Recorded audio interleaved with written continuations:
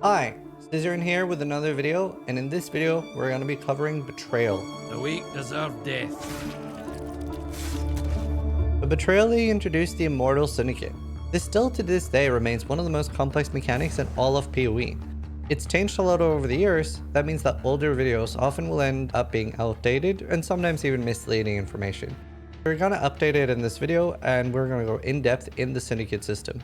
We're also going to provide graphics with the information all in one place, so you can have that open while you're playing and you'll be able to find that in the description.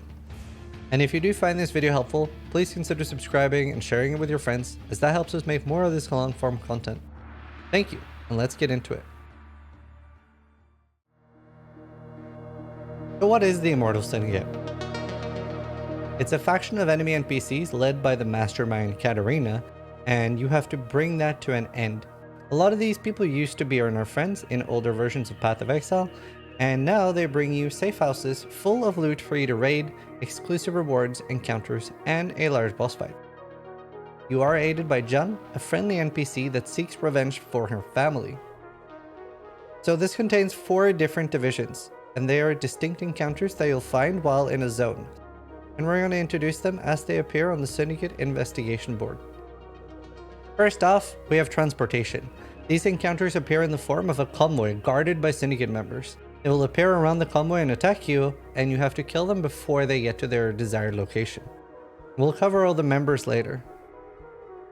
Fortification appears as a fort or a structure with a space reserved in each map. This can sometimes be in the corners and make its own little area. The spawn fortress usually contains 2 gates unless it's a very small one, and you have to destroy 1 gate to get inside. And then there will be 4 totems that will make the enemies regenerate. You can kill those or just kill the monsters or bosses themselves. They will try to stop you destroying the gates. Research appears at a staircase with a door that leads into the research facility. It's a timed event where monsters are going to try to destroy different types of evidence.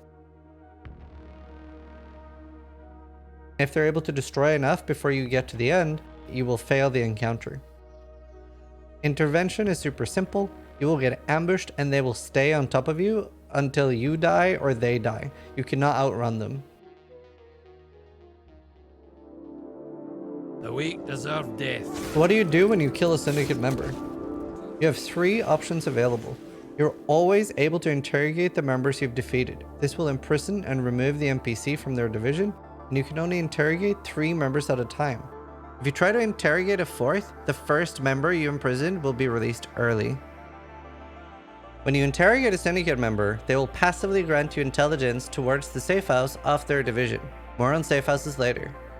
In the middle, you have an option to release the currently held Syndicate member. This basically does nothing. You just don't put them in prison and you don't do their other option. If you're wondering when this is useful, this is basically when you're trying to move them around, but they're currently not in a position where you wish to interact with them. The last option will change according to circumstances.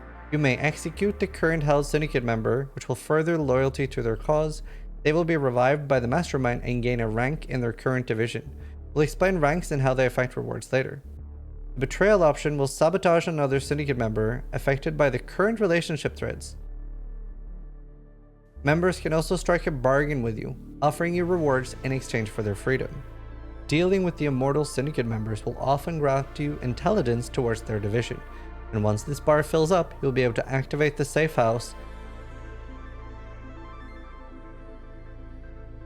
Syndicate also drops veiled items, and we'll cover more on that later. So let's talk about safe houses. They're a special map instance unique to Betrayal, and you can open a safe house once the intelligence is full by speaking to John in your current zone or from your hideout.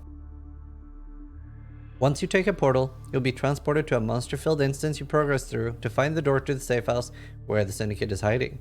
This zone gets a large amount of experience and is really good to farm. The Syndicate member pertaining to this division will appear here, aiding the current leader. And once you slay them, you gain Mastermind intelligence, and the ranks of the members that aren't the leader will reset.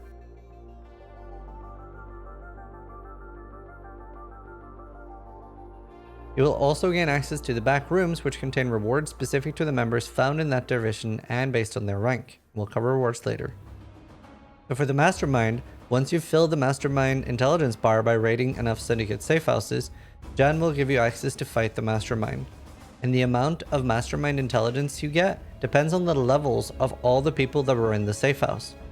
This instance contains a boss fight with 2 phases. There's a corridor of monsters between them, and this gives even more experience than the actual safe houses themselves.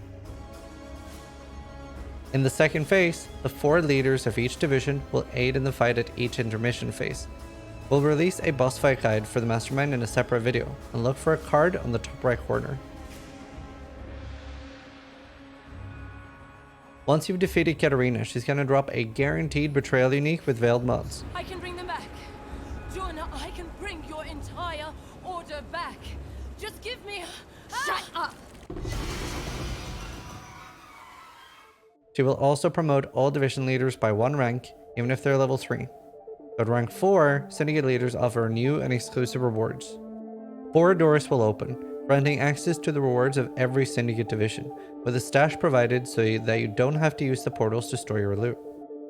For the rewards, there is a vast array of exclusive and important rewards. Loot, loads of rare gear, and crafting unlocks in the form of veiled items. So let's talk about those. Veiled items are pieces of rare gear that include blurred affixes that Jan will help you unveil.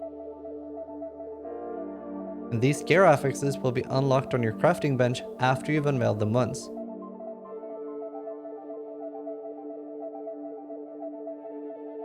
Specific Syndicate members, such as Cravicius, will also have specific veiled affixes that are very powerful, so it might take a little while for you to find all of them.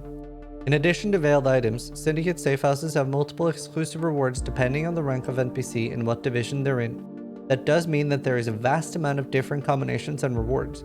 We're going to cover a couple of notable ones, and you can find the graphic with all the combinations down in the description video. When found on Research Safehouses, Ashley is going to give you a veiled Chaos Orb.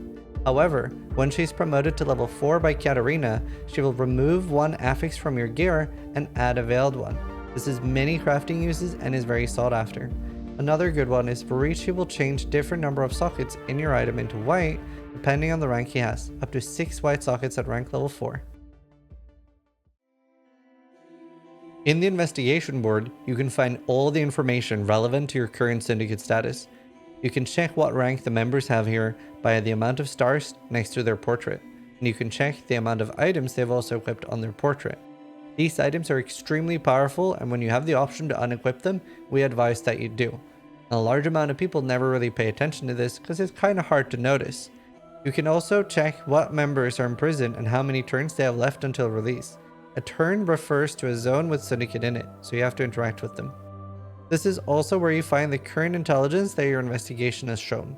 And relationships between the members are shown via these colored threads. Green for trusted, red for rivalry. Their positive or negative relationships will impact where the members move after they've been imprisoned, as they prefer division with friends and avoid divisions with rivals. However, rivals can be really good, as they are more likely to come in order to try to backstab them or, execute them. So generally, I prefer a lot of rivals. How do you make the NPCs move divisions? So they can generally only move divisions while having 0 stars. Sometimes you will get the option to switch 2 people between different safe houses. However, this is pretty random, and to be able to do it deterministically, you would want, for example, Ashley to have 0 stars, and she will generally appear, especially where she has relationships with other people. So you would imprison a rank 1 member, that will cause them to leave the division, and they'll now be in jail for 3 turns, but when they come out, they'll have 0 stars, and they'll start jumping between the different safe houses. Betrayal is an extremely complex mechanic with loads of moving parts. Hopefully this video has cleared it all up in a simple manner and in one place. And keep in mind, we'll provide you with graphics in the description for you to use and share with your Path of Exile friends. We're also going to be making a Mastermind boss fight guide, so depending on when you're watching it, check the description or the comments for it. Subscribe if you liked the video, and more importantly, try to die less than I do.